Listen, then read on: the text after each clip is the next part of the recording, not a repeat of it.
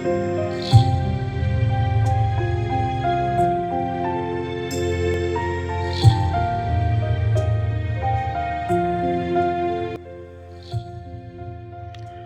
हैं सत्यनारायण शर्मा, वयोवृद्ध लेखक। सत्यनारायण शर्मा ने क्रांतिकारियों के जीवन और उनकी आज़ादी के आंदोलन में योगदान को लेकर अब तक 35 किताबें लिखी हैं। आप उत्तर प्रदेश के गाजियाबाद में रहते हैं और आज भी क्रांतिकारियों पर लेखन और अध्ययन के काम में जुटे हुए हैं।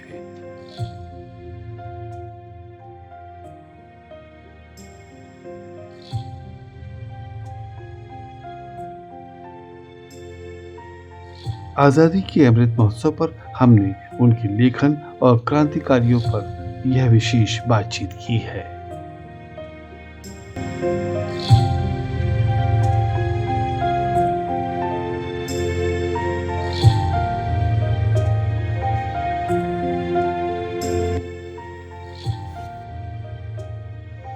नमस्कार। मैं आज गाज़ियाबाद में हूँ और श्रद्धेय सत्यनारायण शर्मा जी के साथ में, जो एक बहुत ही जाने पहचाने लेखक हैं। और वैसे तो उनका शिक्षा से नाता रहा है वर्षों तक, लेकिन जब रिटायरमेंट हो गया उसके बाद उन्होंने सोचा कि क्यों ना मैं अब लेखन के क्षेत्र में आऊँ। तो क्रांतिकारियों पर लिखा, उन विषयों पर बहुत गहन तरीके से अपने लेखन को आगे बढ़ाया और मेरे विचार में आपने 35 से ज़्यादा किताबें लिखी है। शकील भाई 35 किताबें लगभग मैंने लिखी। जी जी जी। तो आपसे हम ये जानना चाहेंगे कि आज कि आपने ये लेखन का काम कैसे शुरू किया, ये मन में प्रेरणा कैसे आई? असल में मैंने ये महसूस करा कि जब मैं पढ़ा रहा था कि विद्यार्थियों के अंदर ये चेतना नहीं है कि उन्हें ये पता लगे कि ये देश कितनी कठिनाई से आज़ाद हुआ और किन किन क्रांतिकारियों का लक्ष्य इस देश की आज़ादी के अंदर है। जी। तो मुझे लगा कि उन बच्चों को बताने के लिए मुझे कुछ ना कुछ ऐसा सामग्री उन्हें परोसनी चाहिए जी जी। ताकि वे ये समझ सकें कि देश की जो आज़ादी है वो सुगमता और सरलता से नहीं मिली है, इसके पीछे की इतिहास है। बिल्कुल। इसलिए मैं इतिहास पर लिखना चाह रहा हूँ। तो ये मेरा ख्याल है सफ़र आपका रिटायरमेंट मतलब 2004 या 5 के बाद करीब 2005 के बाद में। इससे पूर्व आप क्या कर रहे थे? दिल्ली में आपने काफ़ी स्कूलों में पढ़ाया। मैं दिल्ली में पहले टीचिंग में था और मैं दिल्ली से मैं माता सुंदरी रोड से एज ए लेक्चरर में रिटायर हुआ। अच्छा अच्छा अच्छा। तो हमारे दर्शक ये भी जानना चाहते हैं कि आपको लेखन की ये प्रेरणा कैसे महसूस हुई आफ्टर रिटायरमेंट? नहीं, क्योंकि मुझे पढ़ने का बहुत शौक था जी। तो ये लगा कि जितना मैंने पढ़ा है या जो मेरे पास ज्ञान है जी जी, उस ज्ञान को मैं और लोगों तक पहुंचाऊं। जी जी, इसलिए मैंने लेखन प्रारंभ किया। अच्छा। तो पहली जो किताब थी आपने लिखी वो कौन सी थी? पहली पुस्तक मैंने खुदीराम बोस पर लिखी। खुदीराम बोस पर जी, जो बंगाल का प्रथम क्रांतिकारी किशोर 13 या 19 साल की उम्र वाले, 19 साल की आयु में उनको फांसी हुई। बिल्कुल। तो वो मेरे लिए प्रेरणा स्रोत रहे। तो वो तो अद्भुत क्रांतिकारी रहे और बंगाल में उसके बाद क्रांति का बिगुल फूंका गया और अंग्रेज़ों के खिलाफ फिर और भी लोगों की शक्ति बढ़ी युवाओं में कि किस तरह से ये काम किया जाए। मेरे ख्याल में वो घर घर खुदीराम बोस जो है पहुंच चुके थे बंगाल भर में। असल में शकील भाई 1905 में लॉर्ड कर्जन ने बिल्कुल बंगाल का 2 हिस्सों में बांटा, विभाजन, और उसके पीछे उसका मनोविज्ञान था। हाँ। और मनोविज्ञान ये था कि हिंदू और मुस्लिम जो मिलकर के विरोध कर रहे थे अंग्रेज सत्ता को, उस तोड़ने के लिए उन्होंने आधे हिस्से को जो मुस्लिम बाहुल्य क्षेत्र था उसको अलग कर दिया और हिंदू बाहुल्य क्षेत्र को अलग कर दिया। तो वहाँ से एक राष्ट्रीय चेतना जागृत हुई और राष्ट्रवाद जन्म हुआ, जिसके पीछे रविंद्रनाथ ठाकुर की बड़ी देन रही जी। और उन्होंने एक आंदोलन चलाया जी जी, जिस आंदोलन में ये प्रारंभ किया कि अब हमें अंग्रेज़ों को इस देश से निकालना है जी। और उससे प्रेरित होकर के ही खुदीराम बोस ने किंग्स फोर्ट पर हमला किया जी। मगर ये है कि दुर्भाग्य से किंग्सफोर्ड उस दिन उस बग्गी में नहीं था। हाँ। और दूसरे जो मिस्टर कैनेडी और उनकी वाइफ उस दुर्घटना में मारे गए जी।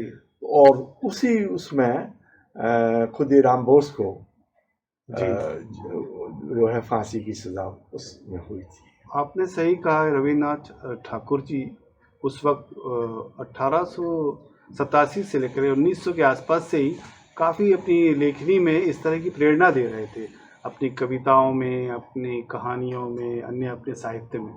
हाँ, एक्चुअली वो इस बात को समझ रहे थे कि केवल स्वतंत्र राष्ट्र ही प्रगति कर सकता है, उस राष्ट्र में चेतना जागृत हो सकती है और वहाँ के लोगों का विकास हो सकता है, स्वतंत्र लोगों का विकास हो सकता है। तो इसलिए उनका एक ये प्रयास रहा और वो आंदोलन प्रारंभ हुआ और विभाजन जो किया गया बंगाल का, और उस विभाजन को समाप्त करना पड़ा अंग्रेज़ों को, और 1911 में विभाजन को समाप्त किया और उसके बाद राजधानी दिल्ली बनी क्योंकि उससे पहले राजधानी कलकत्ता थी और वहाँ पे क्रांतिकारी जो थे वो अंग्रेज़ों का विरोध कर रहे थे और क्रांति का जो जन्म हुआ एक तरीके से अनुशीलन समिति जो है क्रांतिकारियों में अनुशीलन समिति, हाँ, तो उसमें उसने बहुत योगदान इस देश की आज़ादी के लिए दिया। जी, उसी का प्रभाव जो है पंजाब में भी आता है, लाहौर में आता है, भगत सिंह तक वो बात पहुंचती है फिर, और वहां से एक नया आंदोलन उठ खड़ा होता है, चंद्रशेखर आजाद। असल में अनुशीलन समिति के अंदर एक जो मेंबर हुए सान्याल शचीन्द्र नाथ सान्याल, और मैं तो अपने अध्ययन से इस नतीजे पे पहुंचा हूँ कि शचीन्द्र नाथ सान्याल वे क्रांति के पिता में हैं। वे ही क्रांति के क्षेत्र में भगत सिंह को लाए, चंद्रशेखर आजाद को लाए, रास बिहारी बोस भी थे, रास बिहारी बोस जापान में रास बिहारी बोस के साथ थे और वे रास बिहारी बोस ने ही दिल्ली के अंदर लॉर्ड हार्डिंग पे जब बम फेंका गया, वह योजना उन्हीं की थी। बिल्कुल 1912 में जो 23 दिसंबर 1912 को चांदनी चौक में बम फेंका गया वो योजना उन्हीं की थी। उस योजना के बाद में वे जापान चले गए और जापान वो छदम नाम से गए, पीएन टैगोर के नाम से, क्योंकि उस समय रविन्द्रनाथ ठाकुर को वो नोबेल प्राइज मिल चुका था और वो उनको जापान जाना था। तो उन्होंने ये जब अप्लाई किया उसके लिए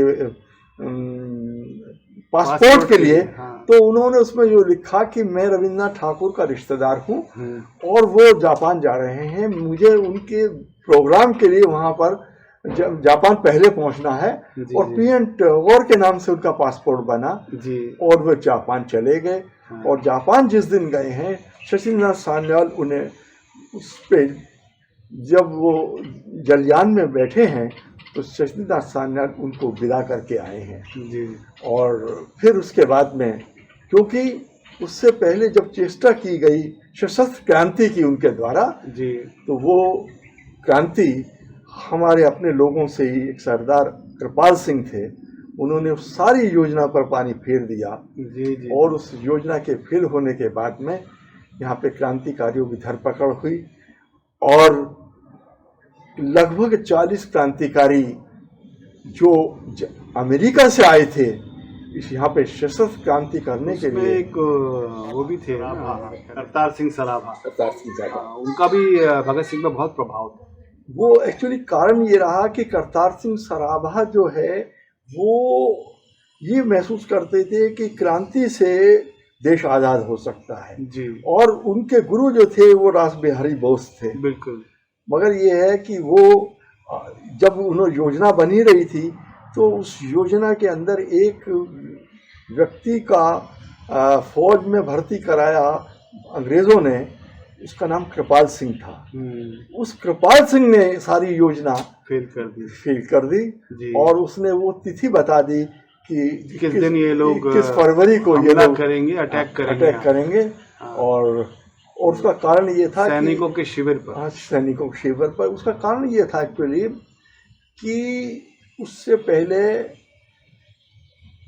प्रथम वर्ष जो वार चल रही थी, फर्स्ट वर्ल्ड वार चल रही थी, और भारत के अंदर केवल 60,000 अंग्रेज थे जी। उसमें सैनिक भी थे। बाकी सैनिक जो है इनके वो फर्स्ट वर्ल्ड वार में लड़ने के लिए दुनिया के दूसरे हिस्सों में चले गए थे जी। तो ये मौका क्रांतिकारियों ने बड़ा उचित समझा कि इस मौके का पूरा फायदा उठाया जाए और क्रांति, सशस्त्र क्रांति इस देश में की जाए। और 1857 में जो क्रांति सफल हो गई थी वो क्रांति सफल हो। बहुत सारे हमारे क्रांतिकारी विदेशों में थे और विदेशों से हथियार इकट्ठा करना, योजना बनाना, यानी सुभाष चंद्र बोस भी उस समय जब यूरोप पढ़ने गए या अमेरिका में जो लोग थे, इन लोगों का भी बहुत बड़ा योगदान है। और इन लोगों ने भी भारत में क्रांति को कैसे आगे बढ़ाया जाए और यहाँ आकर कैसे काम किया जाए, इसको बहुत ज़बरदस्त तरीके से फैलाया था। असल में ये हुआ कि जब लाला हरदयाल अमेरिका में थे जी, और लाला लाजपत राय भी देश निकाला मिला, तब वो देश निकाला मिला 1908 में, वो भी अमेरिका पहुंचे जी। और भगत सिंह के चाचा अजीत सिंह जी जी वो भी उस वक्त विदेश में थे। बिल्कुल। उन सब लोगों ने योजना बना कर के वो क्रांति के लिए, सशस्त्र क्रांति का प्रयास किया उसमें। जी जी जी। तो मगर वो क्रांति, क्योंकि आपको मालूम है कि इस देश की कमजोरी ये रही है कि हम में से कोई ऐसा निकला है जिसने हर चीज, पूरी योजना को ध्वस्त कर दिया। गद्दारी की देश के साथ और यहाँ की जनता के साथ। मगर ये है कि क्रांति का इतिहास एक ऐसा बेजोड़ नमूना पेश करता है हिंदू मुसलमान एकता का, कि दोनों का खून इस धरती में है, इस मुल्क की आज़ादी के अंदर है, और आगे आने वाली पीढ़ियां वो याद रखे।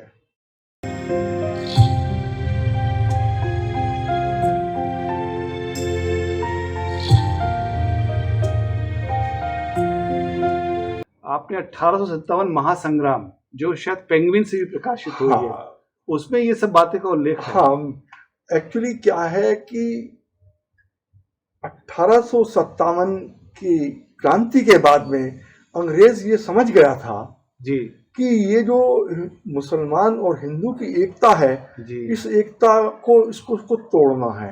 अगर हम नहीं तोड़ पाएंगे तो हम इस मुल्क पर हुकूमत नहीं कर सकेंगे। और उसी ने उस वक्त फूट का बीज यहाँ बोया और उसका परिणाम ये हुआ कि लॉर्ड कर्जन ने 1905 में बंगाल का बंटवारा किया। और बंटवारे के बाद में वहाँ राष्ट्रीय चेतना जागी और पुनर्जागरण क्रांति का वो रविन्द्रनाथ ठाकुर ने, उसमें राष्ट्रवाद की भावना इस देश के अंदर प्रारंभ हुई। और उन्होंने अपनी कृतियों के द्वारा, अपनी लेखनी के द्वारा, अपनी कविताओं के द्वारा राष्ट्र के अंदर एक वो चेतना, नई चेतना उन्होंने। आपने ये बात बहुत विशिष्ट और उल्लेखनीय कही कि हमारी क्रांति में सभी का खून मिला हुआ है और सभी का इसमें योगदान है। मुझे याद पड़ता है कि भगत सिंह ने ये बात को बार बार, और बल्कि उस समय के क्रांतिकारियों ने कहा कि हमें ये सद्भाव और एकता, एकजुटता बनाए रखना है, हमें सांप्रदायिक होने की कोशिश नहीं करना है। भगत सिंह ने अन्यथा हम शक्तिहीन हो जाएंगे। भगत सिंह ने इस पर एक आर्टिकल लिखा है जी, सांप्रदायिकता की समस्या जी। उसने बताया है इस चीज को कि आप समझिए इस बात को जी कि ये जो झगड़े इस वक्त हो रहे हैं, ये झगड़े उचित नहीं है। ये झगड़े अगर होंगे तो मुल्क की आज़ादी बहुत दूर पहुंच जाएगी। जी। और आज भी इस दंश से हम शायद उभर नहीं पाए। मेरी कुछ पुस्तकें, लगभग 4 पुस्तकें भगत सिंह पर हैं जी, और मैंने इस बात को उल्लेख किया है। और कई बार तो मैं ताज्जुब करता हूँ कि 23 वर्ष की आयु के अंदर भगत सिंह कितना कुछ लिख गए, लगभग 12,000 पन्ने। उसके पीछे उसका अध्ययन बहुत पढ़ा, अध्ययन है, विशद अध्ययन किया, और अंतिम क्षण जब फांसी मिलने वाली उससे पहले भी वो लेनिन की जीवनी पढ़ रहे थे, अंतिम क्षण पढ़ रहे थे। और तो एक ऐसा क्रांतिकारी जिसने दिशा दी, सोच दी इस राष्ट्र को। वस्तु स्थिति ये है कि हम लोग अपने बुजुर्गों से कुछ सीख नहीं पाए हैं। जी। और यही कारण है कि हम लोग क्योंकि ये नहीं समझ पाए कि ये जो आज़ादी है, जी। इस आज़ादी को प्राप्त करने के लिए कितना जद्दोजहद, कितना हाँ, एक कार, वो जिन चीज़ों से हम बाहर आ चुके हैं कई मामलों में, उन्हीं में हम बार बार चले जाते हैं। ये भी एक दुख। ये असल में ये है कि देश की आज़ादी के बाद में राजनीति इतनी गंदी हो गई है कि राजनीति बंटवारे से वोट बटोरती है, और यही कारण है असल में। ये ठीक नहीं है, ये उचित नहीं है। अच्छा, आपने कई और किताबें क्रांतिकारियों के जीवन पे लिखी, उनमें और कौन से आप नाम लेंगे जो उपलब्ध हैं, और पेंगुइन में है या और साक्षी में पहले आया था शायद आपका? हाँ, मेरी और अमृतलाल से भी आई है कुछ संस किताबें। हाँ, तो कौन सी किताबें हैं, नाम बताएंगे? मेरी असल में ऊधम सिंह और मदन लाल ढींगरा, हाँ, ये किताब हिंदी में आई थी साक्षी से जी। और इस पुस्तक को फिर पंजाबी में 2 भागों में विभाजित करके जी, चंडीगढ़ के एक प्रकाशक हैं, हाँ, उन्होंने उसे प्रकाशित किया है। और वो काफ़ी दुनिया के कनाडा में, ऑस्ट्रेलिया में, जहाँ भी ये पंजाब के लोग बसते हैं वहाँ वो पुस्तक बहुत पढ़ी जाती है ना। हिंद पॉकेट बुक से भी आप? हिंद पॉकेट बुक से मेरी 1857 का महासंग्राम आया था, और राम प्रसाद बिस्मिल की आत्मकथा और चांद फांसी अंक को भी मैंने रिकम्पाइल किया है जी। और बंदी जीवन शशिन्द्र सान्याल की जी, उसको मैंने रिकम्पाइल किया, क्योंकि बंदी जीवन जब सान्याल साहब ने लिखा जी जी, तो कुछ नाम उन्होंने ऐसे लिखे जी कि क्योंकि वो जीवित थे जी, और अगर उनके नाम वो उसमें लिख देते तो उनको अंग्रेज शासन जी काफी तंग करता और उनको पेनलाइज करता। हाँ। इसलिए उन्होंने इशारे में नाम लिखे हैं। हाँ। मैंने जब उसे रिकम्पाइल किया उस किताब को, तो मैंने विस्तार में खोल करके बताया कि वो कौन सज्जन थे, उनका क्या नाम था। तो वो बहुत ही शोधपूर्ण किताब, वो पुस्तक जो है काफी पॉपुलर है जी, और वो बंदी जीवन पढ़ी जाती है जी, है ना। और वैसे तो बंदी जीवन मूल बंगला में लिखी गई थी जी, और वो 1922-23 के अंदर गणेश शंकर विद्यार्थी जी ने इसका हिंदी अनुवाद करा के अपने अखबार जो प्रकाशित किया प्रताप से, हाँ, जो कानपुर से छपता था, कानपुर से छपता रहा जी। तो वो भी, उसमें भी जो नाम आए तो वो गोपनीय रखे उन्होंने, इशारा भर किया। मैंने अपनी पुस्तक में विस्तार से उनके नाम लिखे हैं शोध करके, और मैंने पता लगाया, क्योंकि कुछ नाम मुझे दुर्गा भाभी के संपर्क में आने के बाद, क्योंकि वो सब क्रांतिकारी उनके संपर्क में थे, तो उनसे पूछा अच्छा कि ये कौन क्रांतिकारी थे। आपने दुर्गा भाभी जी का नाम लिया, वो उनका भी एक महिला क्रांतिकारी होने के नाते बहुत बड़ा संदर्भ है। वो सहभागी भी है, साक्षी भी है, उनके पति खुद एक बहुत बड़े क्रांतिकारी हैं। उनसे आपका कैसे संपर्क हुआ? असल में वो गाजियाबाद में उनका बेटा यहाँ एक फैक्ट्री में मैनेजर थे जी जी, सेल में जी। तो वो गाजियाबाद रहते थे जी। तो दुर्गा भाभी 80s में गाजियाबाद आ गई थी उनके पास रहने के लिए जी जी। और उसके बाद में मृत्यु पर्यंत वो गाजियाबाद ही रही जी। तो उनके संपर्क में मैं आया जी, और उनके संपर्क में आने के बाद में उन्होंने बहुत सी सामग्री मुझे जी अपने जीवन से संबंधित दी जी, जिस पर आपकी किताब भी है। हाँ, उस पर मेरी किताब है एनबीटी से जी, क्रांतिकारी दुर्गा भाभी जी। और वो पुस्तक जो है वो आपने पढ़ा होगा जी। मैंने बहुत बार, मैंने कम से कम उसको 5-6 बार, ज़्यादा बार पढ़ी होगी, और मैं भी एक उसी पर काम कर रहा हूँ। तो एक्चुअली ये है कि वो किताब ऑथेंटिक इस वजह से है कि क्योंकि वो मैंने स्वयं सामग्री उनसे ली है जी जी, और उनके मुंह से सब कुछ सुना है जी जी, है ना जी। तो ये मेरा वो है। यहाँ कमोवेश एक बात मैं आपसे बीच में बताना चाहता हूँ कि वो किताब पढ़ने के बाद और आपसे लगातार संपर्क रहा मेरा इस विषय में, तो मैंने भी उस पर एक अपना एक नाटक और दूसरे विस्तार से जो दूसरे काम करने हैं पॉडकास्ट से रिलेटेड और फिल्म से रिलेटेड, वो मैं काम कर रहा हूँ। आपका आशीर्वाद रहा तो मैं वो कर पाऊंगा। बधाई शकील भाई कि आप क्रांतिकारियों को याद कर रहे हैं, क्योंकि मैं एक बात समझता हूँ जी कि जो राष्ट्र अपने क्रांतिकारियों को भूल जाता है, जी जिनका योगदान देश की आज़ादी में है, जी, जो राष्ट्र भूल जाता है वो राष्ट्र ज़्यादा समय आज़ादी को बिल्कुल रख नहीं सकता है। क्योंकि आज़ादी के मतवालों को याद रखने के बाद हमको आभास होता है कि किन किन लोगों का योगदान इस राष्ट्र की आज़ादी में है, और तभी वो राष्ट्र जिंदा रहता है, उसकी देश की आज़ादी जिंदा रहती है। मैं आपको बधाई दे रहा हूँ कि आपने इतना कार्य किया है, और मैं तो ईश्वर से ये प्रार्थना कर रहा हूँ कि वो आपको सफलता दे, अपने कार्य में आप सफल हों, और आपकी कार्य जो है वो जनता तक पहुँचे, जन जन तक पहुँचे, इसकी कामना मैं कर रहा हूँ। ये तो आपका बहुत बड़ा आशीर्वाद है। लेकिन अब एक क्रांतिकारी हस्तियों पर इतनी सारी किताबें लिखने वाले एक वरिष्ठ वयोवृद्ध लेखक से, जिसने कई लोगों के साथ में एक आज़ादी से पूर्व का दौर और उसके पश्चात का भी देखा है, आज आप क्या कहना चाहेंगे?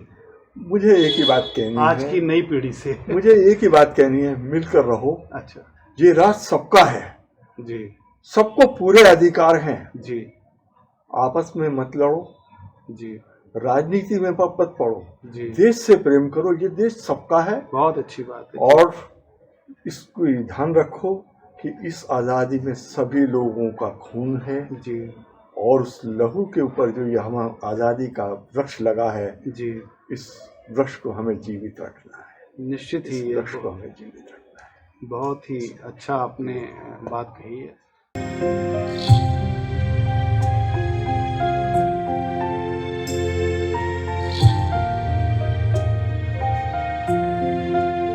अच्छा, एक चीज़ और है कि भारत के आज़ादी के आंदोलन को और भारत की आत्मा को और भारत के जो क्रांतिकारियों ने किया उन सबको सही परिप्रेक्ष्य में रखना भी एक बहुत इम्पोर्टेंट बात है। ये बहुत इम्पोर्टेंट है कि आप पुस्तकें उस इतिहासकार के पढ़ें जो उनके समकालीन रहे हैं। हाँ, अब जैसे भगत सिंह के जो मित्र थे जी, या चंद्रशेखर आज़ाद के जो मित्र थे जी, वो जो बात कह रहे हैं वो इतिहास है, पक्का इतिहास है। जी, जैसे एक पुस्तक है मेरी चंद्रशेखर आज़ाद और उनके दो गद्दार साथी, जी, तो इसमें शिव विनायक जी का जिक्र आता है जी, जिन्होंने उनकी अंत्येष्टि की। जी, मेरी पुस्तक उनके पुत्र ने हाँ, बनारस में पढ़ी। हाँ, वो बनारस में रहते हैं, सतीश चंद्र मिश्रा उनका नाम है। पुस्तक को पढ़ने के बाद उनका मुझे फ़ोन आया और उन्होंने कहा, पंडित जी आपने जो पुस्तक लिखी है वो बिल्कुल बिल्कुल सही है, मेरे बाबा यही बताया करते थे और मैं उनका पुत्र बोल रहा हूँ जिन्होंने उनकी अंत्येष्टि की। बताइए। तो मेरे लिए रोमांचित क्षण थे वो। जी, जी, और मुझे लगा कि ये पुस्तक सार्थक हो गई है। जी, तो मैंने उनसे कहा कि आप ऐसे करके आप अपने बाबा जी का चित्र भेजिए। जी, तो उन्होंने अपने बाबा का चित्र भेजा। अब और उस वक्त चंद्रभानु गुप्ता चीफ मिनिस्टर रहे बाद में, क्योंकि उनके बाबा काफी बाद तक जीवित रहे। उनके चित्र भेजे, सतीश जी ने अपने चित्र भेजा, अपनी जनरेशन के चित्र भेजे। तो मुझे वो अब एक नई पुस्तक मेरी आ रही है इस वक्त चंद्रशेखर आज़ाद पर, उन चित्रों को मैं उसमें शामिल कर रहा हूँ क्योंकि वो चित्र इतिहास का हिस्सा हैं। वाह। जो चित्र 1915-16 के अंदर उनके बाबा ने चंद्रशेखर आज़ाद का पहला चित्र खींचा। जी, जी, जी, वो मेरे ख्याल है बनारस का, बनारस में 15-14 साल की उम्र से आयु थी, कोड़े वगैरह मारे गए इसके बाद का। आप बिल्कुल सही पहुंच गए। हाँ। तो आप उससे अंदाजा लगाइए कि मेरी पुस्तक बिल्कुल ऑथेंटिक हो गई, ऑथेंटिक है। बिल्कुल, क्योंकि मेरे पास सामग्री उस परिवार से आ रही है जी, जिस परिवार के सदस्य ने अंत्येष्टि की। बहुत बड़ी और वो अपने उनके पुत्र जो है वो लेक्चरार थे, वो भी रिटायर हो गए हैं। जी जी। वो बनारस में ही लेक्चरार थे कॉलेज। मैं आपसे एक यहाँ पे अपने दर्शकों की तरफ से भी कहूँगा कि आपने जो हमें आज़ादी का आंदोलन या भारत का स्वतंत्रता संग्राम या उसकी सशस्त्र क्रांति या उससे जुड़े हुए जो चीज़ें सौंपी है वो एक विरासत की तरह है। आपने लेखक के रूप में एक ब्रिज का काम किया है। आपने उन पुराने दौर के लोगों को आज हमारे सामने एक साक्ष्य के रूप में रखा है। ये तो बहुत बड़ी बात है।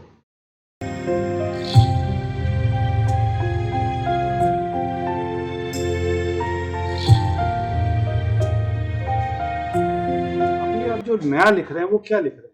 मैं इन दिनों ये दुर्गा भाभी के साथ एक क्रांतिकारी महिला और थी, उनका नाम है